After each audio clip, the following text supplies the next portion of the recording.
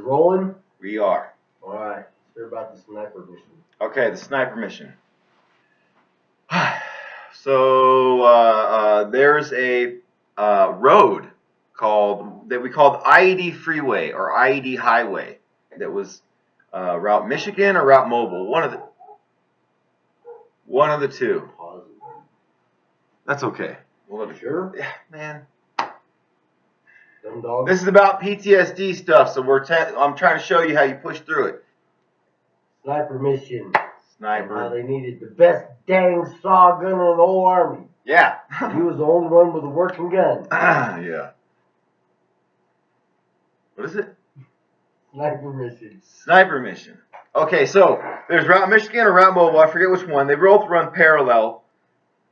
And so a couple of our guys, they get signed up to go do a couple 3-day sniper crash course with some snipers because I guess they were running thin, and so they were going to give our guys a chance. Everybody wants a sniper. Right.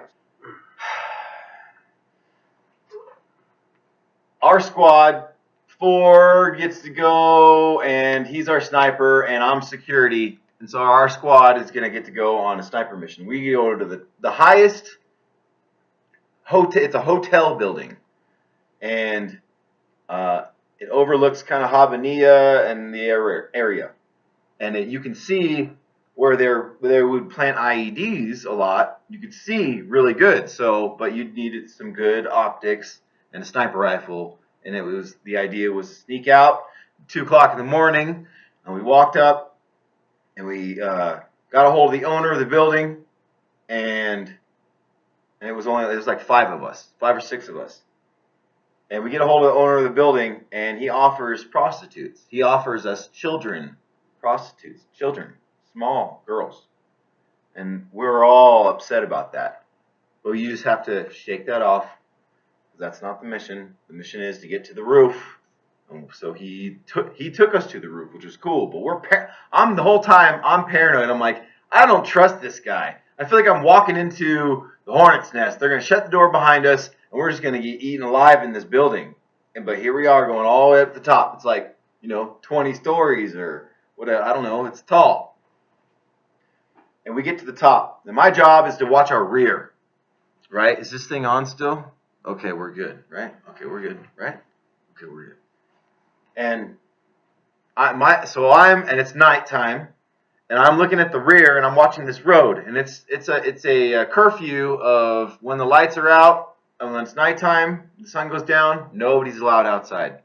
And if you are outside, you're basically there's a high probability you're probably gonna get shot because we were looking for reasons to shoot people, and they didn't like us there. And after dark.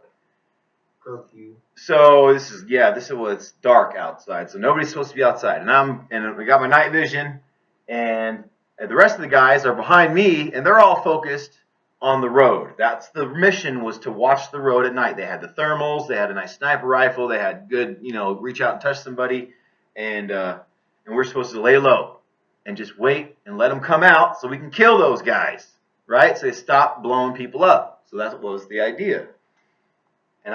And so, but I'm back here, and I see something run out there in front of me down the road. And with your night vision, PVS 14s, or I don't know what they were, you don't have a lot of, number one, you don't have a lot of good depth perception, but also it's just hard to make things out about past 7,500 yards or something like that. It was, at least at this time, it was difficult. Maybe I was sweating, or for whatever reason, I just couldn't make it out very well. But I knew some dude ran out there in the road. He's down there, and I'm like, hey, give me the thermals. I need to zoom in on this guy and have a really clear view of what's going on, see what's happening. And they are all right. So they gave them to me. And by the time I zoom in and look, and I'm looking, he's gone. He took off. And I'm like, man, I could have sworn, all right, well, you guys can have the thermals back. That's the mission. And I'll just keep watching. Then he comes out again, and I ask for the thermals. And now it's becoming this issue to where I'm like, he's gone. He disappeared, or it either happened a second time. The point is, it got to the point to where we were like, hey, you can't use the thermals because that's not the mission, right? I kept wanting to take the gear from the snipers so I could watch my sector because I got activity, right? But they're supposed to be watching over here, and that was the mission over here, back this way and that way. And so then finally, we hear on the radio, hey, hey, you guys up there, this is, Bulldog 2-5 or whoever it is, second squad or something, Sergeant Kings. They're out there cruising around at night, and they're going to drive by us, and so just be looking out. So I'm like, all right, I'm looking out, and I can hear the engines coming, and sure enough, I see them coming. Now I have little blinkers, a night vision infrared blinker on the top of my head, so you can see me right from above, or you can see me from wherever. And even though I'm up high, I know that if I kind of was tilting my head down so they could see the blinker up, I'm like, I hope they look up at the top of the roof up here, because that would be a ways for them to look up, right? So if they're driving, they'd have to do this. So I'm like, hey, I hope they look up. They could see my blinker. I'll wave at them or something like that. And as I'm thinking this, all of a sudden, I see them driving down the road, and boom, they just blow up. Boom! And I remember saying, no, no, no, no, no, no. I said, no, no, no, over and over and over. No, no, no, no, no. And so now everybody comes over, and we're all looking, and it's quiet. The engine stopped. It's really quiet, and you hear the engine start again. The engine starts, and all of a sudden another one goes off. Boom! Right in the same spot, another IED. He put 2, right? And then boom, and all of a sudden you hear them all kind of drive. And, 3 or so Humvees come ripping through, and they drive on out of there. And they're okay. There's wounded, but they're okay. No big deal. But one of the guys got really bad PTSD. He ended up going to the VA hospital.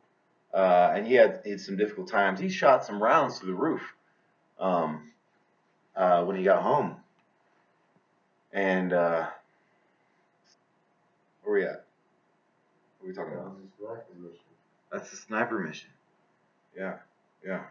And for a long time, if I can just say this real quick, since we want to try to talk about expanding in the minds here, is that for a long time I felt guilty that it was my fault that he had so much PTSD, because I could have shot that guy. And so when I was at the VA hospital and the inpatient stuff, doing that stuff, counseling, I really fought against it. They're like, Greg, can't you see that, a different point of view, that it's really not your fault because there's other circumstances involved. You were supposed to, there was other mission essential stuff happening, but I couldn't shake it.